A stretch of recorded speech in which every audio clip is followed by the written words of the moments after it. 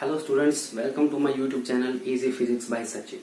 You can search this by using hashtag Easy Physics. As you all know that we have started our first unit of 12th physics, that is electrostatics, and we also have studied some topics like Coulomb's law, quantization of charge, what is charge, charging by induction, conduction, all these things, all these topics we have studied already. Okay, now last class में हमने क्या Coulomb's law पढ़ा था, ठीक है। और उस Coulomb's law को की जो मैथमेटिकल फॉर्म थी वो क्या थी, force is equal to 1/4πε0 Q1 Q2 over r square, ठीक है। यहाँ पर 1/4πε0 एक कांस्टेंट का इक्वल होता है जिसको हम क्या बोलते हैं, इलेक्ट्रोस्टैटिक कांस्टेंट। क्या बोलते हैं इसको, इलेक्ट्रोस्टैटिक कांस्टेंट, ठीक है। मैंने डेरिवेशन इसका वेक्टर फॉर्म में भी कंप्लीट हमने कर लिया था, ठीक है। आज हम इसके ऊपर क्वेश्चन देखते हैं जो हमारा हरियाणा बोर्ड है बेसिकली, उसके अंदर इसमें से क्वेश्चन कैसे निकल के आते हैं। सपोज करो हमारे चार्जेस हैं Q1 एंड Q2, इनका मैग्नीट्यूड डबल हो जाए, चार्जेस का मैग्नीट्यूड क्या हो जाए, डबल हो जाए, ठीक है। जैसे एक चार्ज Q1 है, दूसरा है Q2, अगर इनको मैं डबल डबल कर दूं, मतलब Q1 को 2Q1 कर दूं और Q2 को 2Q2, ठीक है, तो क्या होगा, फोर्स कैसे चेंज होगा, ठीक है। तो मैं क्या करूंगा, Q1 की जगह पे क्या रखूंगा, 2Q1, इसको ऐसे लिखेंगे, force is equal to 1/4πε0। Q1 की जगह पे रखूंगा मैं 2Q1 और Q2 की जगह पे रखूंगा 2Q2।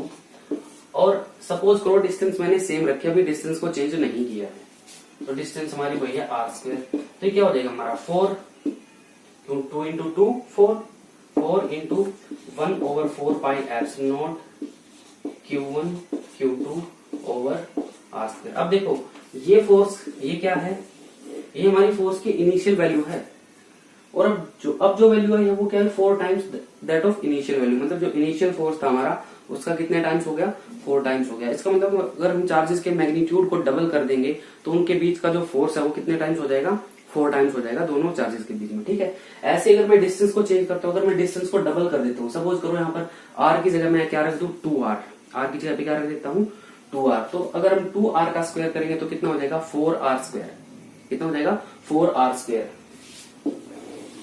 अगर r हमारा कितना हो जाए, 2r हो जाए, उस केस में फोर्स हमारा हो जाएगा 1/4πε0 Q1 Q2 हमारा सेम है, और r की जगह मैं क्या रखूंगा 2r, तो हो जाएगा हमारा 4r स्क्वायर। तो इस 4 को मैं साइड में करूंगा तो हो जाएगा 1/4 इंटू 1/4πε0, ये हमारा फैक्टर एज इट इज रहेगा, और Q1 Q2 में हमने कोई चेंज नहीं किया है, और 4 तो आगे आ गया, साथ में आ जाएगा r स्क्वायर।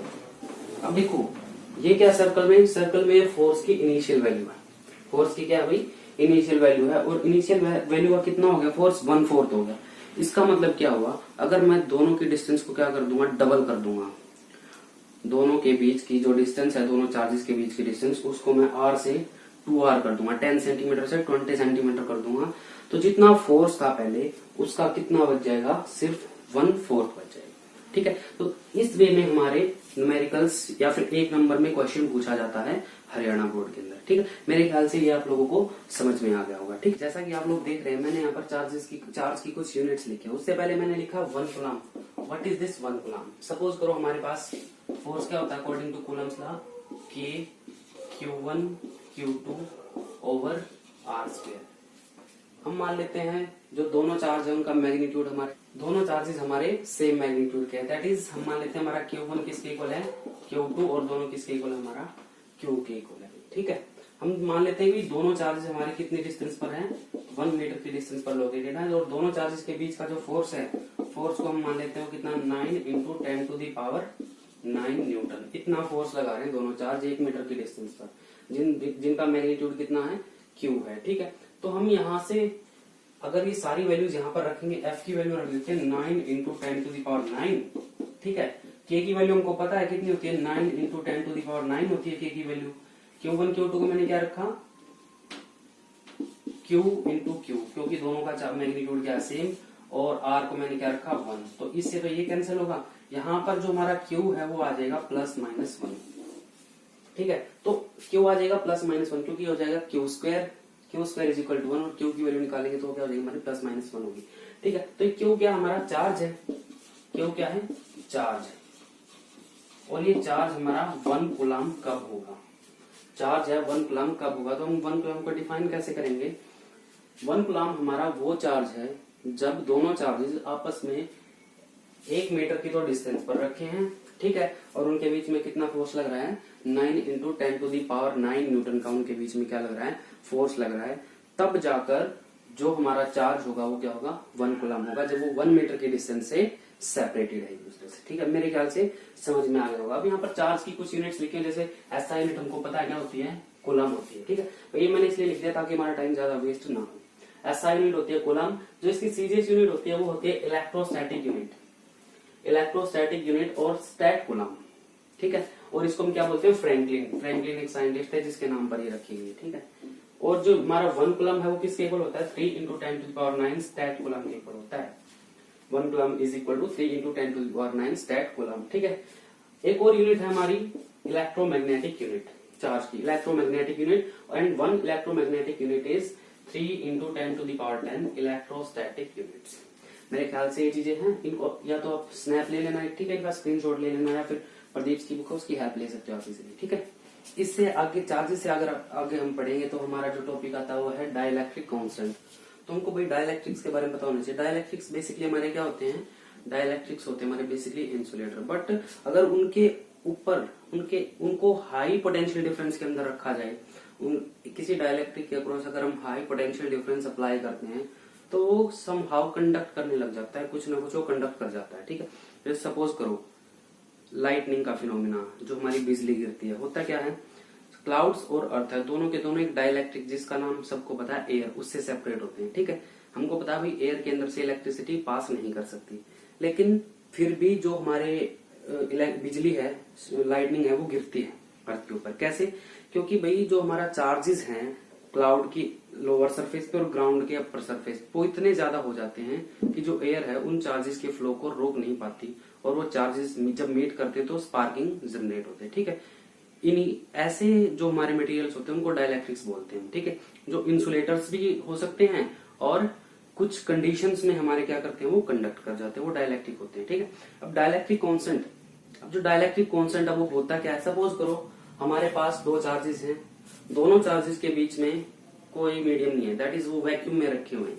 तो अगर मैं दोनों के बीच में फोर्स लिखूं तो फोर्स क्या हो जाएगा, फोर्स इन वैक्यूम मान लेता हूं मैं, फोर्स इन वैक्यूम क्या हो जाएगा हमारा, कि मैं इसको लिख लेता हूं 1/4 पाई epsilon not Q1 Q2 over R², ठीक है। अब मैं ये कहां पर रखा है, फोर्स इन वैक्यूम, मतलब ये दोनों चार्जेस कहां पे रखे हैं, हमारे वैक्यूम के अंदर रखे हैं भाई, स्पेस के अंदर रखे हैं, ठीक है। अब सपोज करो मैं इनको किसी मीडियम के अंदर डाल देता हूं, मतलब दोनों चार्जेस के बीच में कोई ना कोई मीडियम है, ठीक है। अब मैं दोनों चार्जेस को एक मीडियम के अंदर डाल देता हूं, ठीक है, दोनों चार्जेस को मीडियम के अंदर रख देता हूं, और डिस्टेंस क्या रखता हूं दोनों का सेम, जो हमने कहां पर रखा था डिस्टेंस दोनों के बीच में, वैक्यूम के बीच, वैक्यूम में जो डिस्टेंस था ना वही हम यहाँ पर रखते हैं, ठीक है। लेकिन यहाँ पर जो इसकी परमिटिविटी होती है, जो मैं आप लोगों को बता चुका हूँ पहले, परमिटिविटी क्या होती है, मीडियम के अकॉर्डिंग चेंज होती है, हर मीडियम की परमिटिविटी हमारी अलग होती है, ठीक है। तो यहाँ पर चार्जेस भी हमारे सेम है और डिस्टेंस भी क्या है, दोनों की सेम है। अगर मैं इन दोनों फोर्सेस का रेशियो निकाल लेता हूँ, सपोज F0/Fm, ठीक है, रेशियो, तो 1/4 पाई 1/4 pi cancel, Q1 Q2 R², Q1 Q2 R², ये चीजें दोनों की क्या हो जाएंगी, कैंसिल आउट कर जाएंगे, और बचेगा क्या, बचेगा हमारा epsilon over epsilon not, epsilon over epsilon not. अब देखो ये हमेशा क्या होता है, कांस्टेंट होता है, कि भाई अगर हम फोर्स को फोर्स से डिवाइड करेंगे तो कांस्टेंट निकलेगा, ठीक है। तो ये आ गया हमारा एक कांस्टेंट, इसी कांस्टेंट को हम क्या बोलते हैं, डाइलेक्ट्रिक कांस्टेंट। क्या बोलते हैं इस कांस्टेंट को, डाइलेक्ट्रिक कांस्टेंट, ठीक है। या फिर एप्सिलॉन ओवर एप्सिलॉन नॉट, इसको ये भी हमारा क्या हुआ, या तो F0/Fm हमारा क्या होगा, कि होगा force in vacuum to the force in medium, ठीक है। या फिर permittivity of the medium to the permittivity of free space is known as dielectric constant और रिलेटिव परमिटिविटी। ये क्या हमारी रिलेटिव परमिटिविटी, मेरे ख्याल से समझ में आ रहा होगा, ठीक है। Relative permittivity, this is the permittivity of the medium, this is the permittivity of the free space, and the ratio of these two is known as dielectric constant or relative permittivity, ठीक है। मेरे ख्याल से समझ में आ गया, ठीक है। फोर्स इन द तो हम भाई डाइलेक्ट्रिक कांस्टेंट को कैसे डिफाइन कर सकते हैं? हम डाइलेक्ट्रिक कांस्टेंट को ऐसे डिफाइन कर सकते हैं, it is the ratio of the force in the medium to the force in the vacuum to the force in medium, और it is the ratio of permittivity of the medium to the permittivity of free space. ठीक है, ये double T आ जाएगा। आगे बात समझ में? ठीक है, मेरे ख्याल से आप लोगों को डाइलेक्ट्रिक कांस्टेंट समझ में आ गया है। ठीक है, इससे आगे चलते हैं। इससे आगे का जो टॉपिक है हमारा वह superposition principle. Superposition principle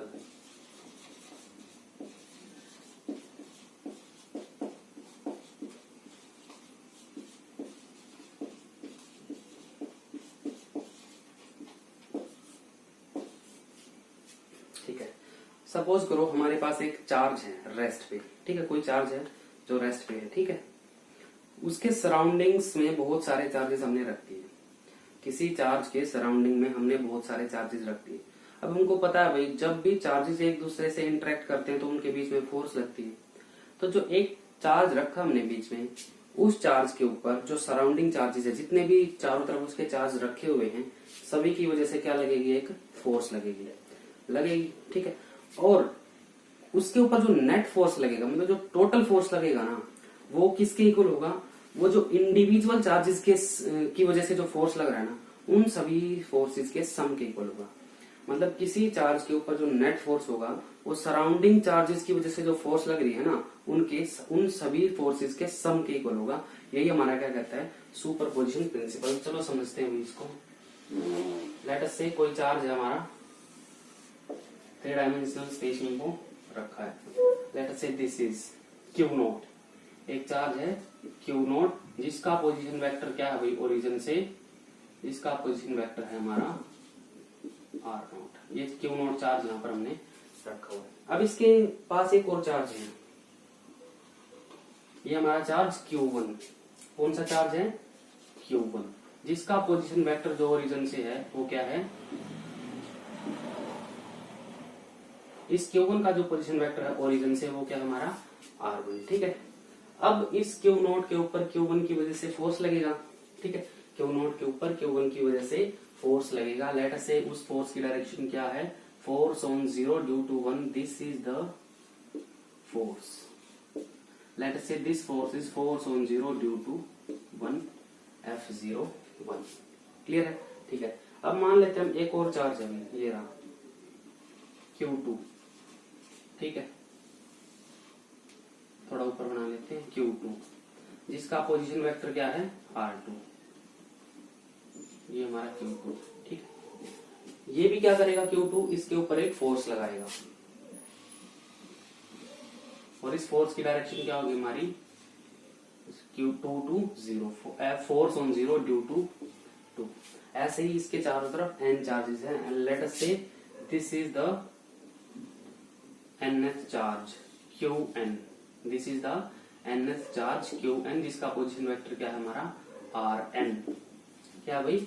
Rn। अब ये भी क्या करेगा? इसके ऊपर एक फोर्स लगाएगा, और उस फोर्स की डायरेक्शन क्या होगी हमारी? ये होगी।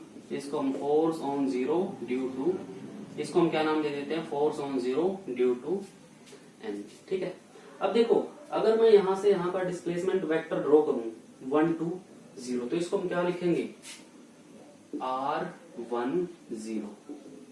ठीक है, अगर मैं 2 से 0 का डिस्प्लेसमेंट वेक्टर देखूं तो क्या होगा हमारा? R20। ठीक है, ऐसे ही अगर मैं n से 0 तक का डिस्प्लेसमेंट वेक्टर देखूं तो क्या होगा हमारा? Rn0। मेरे ख्याल से समझ में आ रहा होगा। अगर नहीं समझ में आता हो तो यू कैन कमेंट। ठीक है, अब मैं F01 लिखता हूँ, फोर्स ऑन 0 ड्यू टू 1। ठीक है, अकॉर्डिंग टू कूलम्स लॉ, दोनों चार्जेस के बीच में फोर्स क्या होता है? 1/4 पाई एप्सिलॉन नॉट। चार्जेस कौन कौन से हमारे? 0 और 1। This is 0 and this is 1, means Q0 Q1 over what is the displacement between these two? R10। so we can write R10 square। ठीक है, बट देखो मैंने ये तुम लोगों को कूलम्स लॉ के एक्सप्रेशन में समझा दिया था। ठीक है, हमको इस फोर्स की डायरेक्शन में ही फोर्स लेना है, मतलब ये इसकी जो डायरेक्शन होगी वही डायरेक्शन इसकी होनी चाहिए। अब देखो यहाँ पर कोई भी वेक्टर क्वांटिटी नहीं है, ठीक है, तो हमको क्या करना पड़ेगा, r10 का पोजीशन वेक्टर यूनिट वेक्टर देखना पड़ेगा f01 की डायरेक्शन में। f01 की डायरेक्शन में r10 का यूनिट वेक्टर क्या होगा हमारा r10 कैप। ठीक है, ऐसे ही मैं f02 लिख देता हूँ। f02 क्या होगा हमारा, f02 हो जाएगा 1/4 पाई epsilon not q0 q2 over r20 इसका स्क्वायर r20 कैप। ऐसे ऐसे भाई मैं f0n लिख देता हूँ, वो क्या हो जाएगा हमारा 1/4 पाई epsilon not q0 qn over rn0 square rn0 cap. ठीक है, अब ये इंडिविजुअल चार्जेस की वजह से फोर्स है। और मैंने सुपरपोजिशन प्रिंसिपल क्या बताया आप लोगों को, मैंने सुपरपोजिशन प्रिंसिपल ये बताया कि जो टोटल फोर्स होगा इन सभी फोर्सेस के सम के इक्वल होगा। इसका मतलब जो फोर्स है वो किसके इक्वल होगा हमारा F01, फोर्स ऑन जीरो किसके इक्वल होगा F01 plus F02 and up to F0n। मेरे ख्याल से मेरी बात समझ में आ रही होगी। ठीक है, अब मैं सारों को अगर सम करता हूं तो देखो 1/4 पाई मैं रख देता हूँ, वैल्यू रखूंगा अगर यहाँ पर शॉर्ट में करना है थोड़ा सा। 1/4 पाई एप्सिलॉन नॉट सभी में कॉमन है तो मैं इसको बाहर रख लेता हूँ 1/4 पाई एप्सिलॉन नॉट। ठीक है, इसमें भी है, इसमें भी है, इसमें भी। अब Q नोट है वो भी सभी में है तो मैं Q नोट को भी क्या कर लेता हूँ, कॉमन कर लेता हूँ। अंदर यहाँ पर क्या बचा, यहाँ पर बच रहा है हमारा Q1 over r10 square r10 cap. ठीक है, फिर क्या बच रहा है हमारा Q2 over r20 square r20 cap. And जब मैं इसको फुल लिख लेता हूं एन टर्म हमारी क्या बच जाएगी Qn over rn0 square rn0 cap, ये बच जाएगा। ठीक है, अब नेक्स्ट टर्म में हम क्या करते हैं, इसको समेशन की फॉर्म में लिखते हैं क्योंकि देखो ये 1 से लेकर n तक जा रहा है ना, ये भी यहाँ पर ये 1 Q1 Q2 Q1 ऐसे ही r10 r20 rn0 और नीचे भी r10 r20 rn0। तो मैं क्या कर लेता हूँ, इसको समेशन की फॉर्म में अगर लिखूंगा तो ये हो जाएगा हमारा Q naught over 4 pi epsilon naught summation I is equal to 1 से कहां तक जा रहा है, n तक जा रही है ना वैल्यू हमारी 1, तो इसको क्यों 1 से n तक है ना, और n 1 से n तक हमको क्या यूज करना I, तो ये हो जाएगा हमारा QI। ऐसे ही ये 1 to n तो ये हो जाएगा हमारा RI0 स्क्वायर, और ये क्या हो जाएगा R1 to n है तो ये भी हो जाएगा हमारा RI0 कैप। ठीक है, तो ये बच जाएगा हमारा क्या भाई, क्या बच जाएगा, क्या बच जाएगा, टोटल फोर्स बच जाएगा उस जीरो चार्ज के ऊपर। ठीक है, अब इसको थोड़ा सा और सिंप्लीफाई करते हैं। ठीक है, मैं RI0 की वैल्यू बता देता हूँ एक बार आपको क्या होगी। जो हमारा यूनिट वेक्टर है वो क्या होता है, वेक्टर अपॉन इट्स मैग्नीट्यूड। ये जो RI0 है ये क्या है भाई, इस वेक्टर का मैग्नीट्यूड है। ठीक है, तो यूनिट वेक्टर क्या होता है हमारा, वेक्टर अपॉन इट्स मैग्नीट्यूड, जो हमने 11th क्लास में पढ़ा है, वेक्टर अपॉन इट्स मैग्नीट्यूड। ठीक है, तो मैं क्या करता हूँ, इस RI0 की जगह यूनिट वेक्टर की जगह ये वैल्यू रख दूं। ठीक है, रख देता हूँ यहाँ पर, तो ये हो जाएगा हमारा F naught is equal to Q naught over 4 pi epsilon naught summation I is equal to 1 to n QI over RI0 square, और RI0 जो हमारा यूनिट वेक्टर है इसकी जगह पर रखेंगे ये, तो ये हो जाएगा हमारा RI0 ओवर RI0 इस। ठीक है, ये आ जाएगा। अब देखो ये तो क्यूब हो गया, तो हमारा नेक्स्ट टर्म में मैं लिख देता हूँ, नेक्स्ट टर्म में Q naught over 4 pi epsilon naught summation I is equal to 1 to n QI over RI0 cube into में RI0 वेक्टर। ठीक है, अब मैं तुम लोग को एक चीज और बता चुका हूँ, आप जिस जो पहली बार देख रहे हैं भाई वो हमारी कॉलम्स ला की वीडियो जरूर देखें। ठीक है, जो हमारा RI0 होगा वेक्टर वो किसके इक्वल होगा, वो होगा हमारा R0 वेक्टर माइनस RI किसके इक्वल होगा, तो मैं क्या कर सकता हूँ, ये वैल्यू कहाँ पर रख दूंगा, इनमें रख दूंगा। ठीक है, तो ये क्या हो जाएगा, तो फोर्स हमारा जो है फोर्स है जो हमारा वो बच जाएगा, force on zero is equal to, this is not, yes, Q naught over 4 pi epsilon naught summation I is equal to 1 to n, this is QI, और ये RI0 क्या हमारा R0 माइनस RI, तो ये हो जाएगा हमारा R0 minus RI divide by R0 minus RI इसका cube, R0 minus RI cube. ठीक है, मेरे ख्याल से समझ में आ गया होगा। तो जो नेट फोर्स बचेगा हमारा इस चार्ज के ऊपर, क्यू नोट के ऊपर, वो क्या बचेगा, Q I R0 minus RI over R0 minus RI magnitude and its cube. ठीक है, तो this is the superposition principle. If you have any doubt then you can comment, so I can solve your doubts. So this is all for today, students. Please stay connected with Easy Physics, and my channel name is Easy Physics by Sachin. Thank you. Have a nice day. Stay safe. Stay home.